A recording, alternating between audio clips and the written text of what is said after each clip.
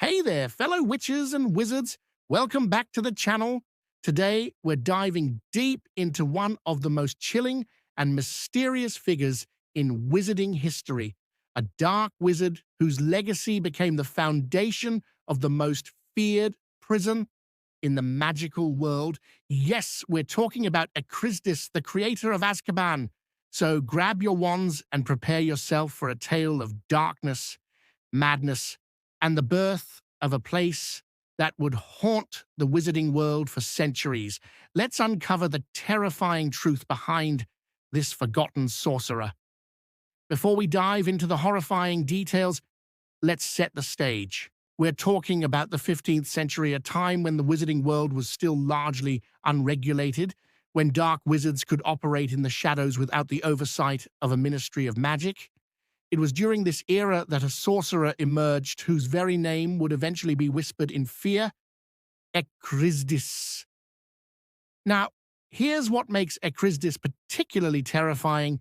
He was completely unknown to the wizarding authorities of his time. His nationality remains a mystery to this day. Was he British? European? We simply don't know. What we do know is that he possessed extraordinary magical power. Power that he would use for the most sinister purposes imaginable. Ekrizdis didn't choose just any location for his dark practices. He selected, or perhaps created, an island in the treacherous North Sea, a place so remote and hidden that it appeared on no map, neither Muggle nor wizarding. This wasn't just isolation, this was complete anonymity, the perfect place for someone who wanted to conduct the most horrific experiments without any interference. On this uncharted island, Ekrizdis built something that would outlast him by centuries, a fortress. But this wasn't just any fortress, it was a structure infused with the darkest magic imaginable. Every stone, every wall, every corridor would eventually become steeped in misery and pain, absorbing the evil of its creator like a sponge. Think about that for a moment. We're talking about a building so thoroughly corrupted by dark magic that centuries later, ministry experts would warn against even attempting to destroy it. They believed the fortress itself might wreak revenge on anyone who tried to tear it down. That's the level of dark enchantment we're dealing with here.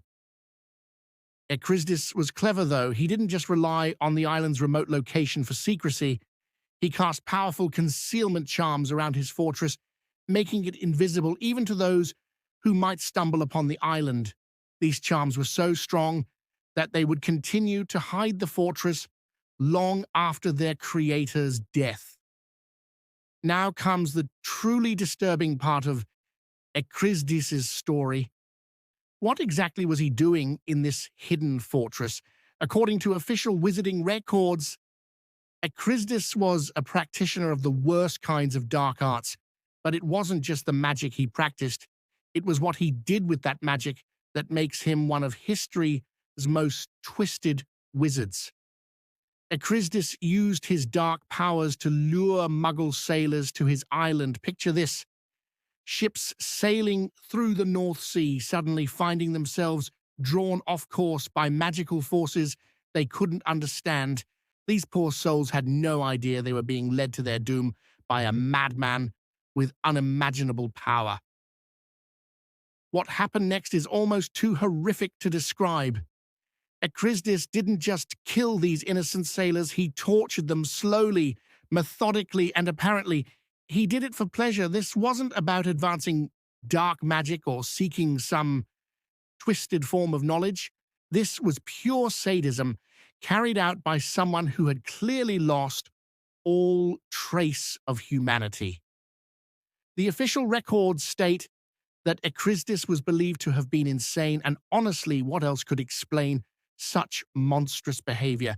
This was a wizard who had all the power in the world, complete isolation, and the ability to do literally anything, and he chose to spend his time torturing innocent people to death. But here's where the story becomes even more sinister. All of this torture, all of this death, and despair that Ekrizdis was creating, it wasn't happening in a vacuum. The fortress itself was absorbing every scream, every moment of terror, every drop of anguish. And this concentrated evil began to attract something far worse than even Ekrizdis himself.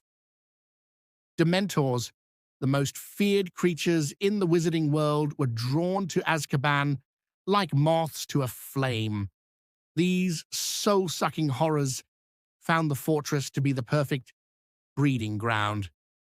The concentrated misery and despair that Ekrizdis had created provided them with an ideal environment to thrive and multiply.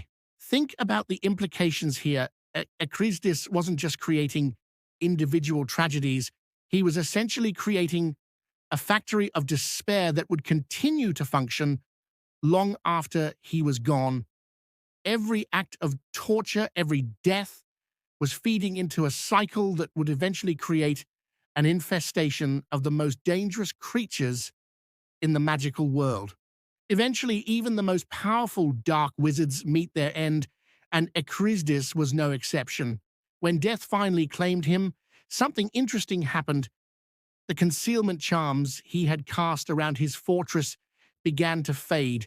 For the first time in decades, maybe even centuries, the island and its horrible secrets were exposed to the outside world. It was only then that the Ministry of Magic realized that this place had even existed. Imagine their shock when they discovered an entire fortress in the North Sea that had been completely hidden from the wizarding world. But their shock quickly turned to horror when they began to investigate what lay within those dark walls. The ministry officials who entered Azkaban to investigate refused to talk about what they found inside. Let that sink in for a moment. These were trained professionals, people who dealt with dark magic and dangerous situations as part of their jobs, and they were so traumatized by what they discovered that they couldn't even speak about it afterwards.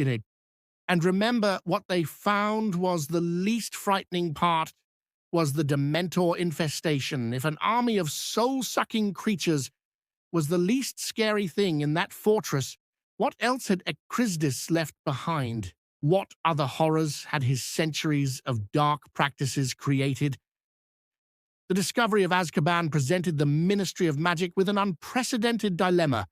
Many officials wanted to destroy the fortress entirely. They recognized it as a place of pure evil that should be wiped from existence, but others worried about what might happen to the Dementors if their home was destroyed. The creatures were already nearly impossible to kill, and experts feared that destroying their habitat might trigger a terrible revenge. Picture hundreds of Dementors suddenly homeless and angry spreading across Britain and Europe. The cure might have been worse than the disease. There was another consideration too. Experts who specialized in buildings constructed with dark magic warned that Azkaban itself might seek revenge on anyone who tried to destroy it. Ekrizdis had so thoroughly corrupted the fortress with his evil that it had essentially become a living entity of malevolence. So the fortress was left abandoned for many years, serving as nothing more than a breeding ground for Dementors. But eventually a new minister for magic named Damocles Raoul saw an opportunity in this place of horror. Rather than seeing Azkaban as a problem to be solved, he saw it as a solution to other problems. In one of the most controversial decisions in ministry history, Raoul decided to convert Azkaban into a prison. His logic was coldly practical. The Dementors could serve as guards, saving the ministry money and ensuring that no prisoner would ever escape.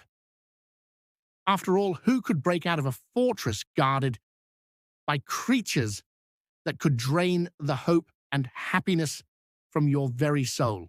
And so Ekrizdis's fortress of torture became the wizarding world's most notorious prison. Prisoners were sent to the very place where a madman had spent centuries perfecting the art of causing misery and despair. The irony is almost too dark to comprehend.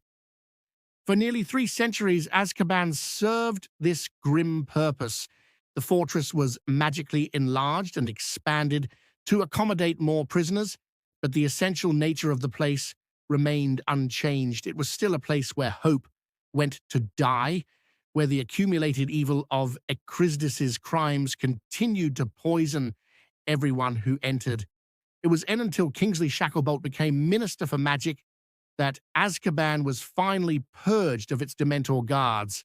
The fortress still serves as a prison today, but it's now guarded by auras who are regularly rotated to prevent the psychological damage that prolonged exposure to the place can cause.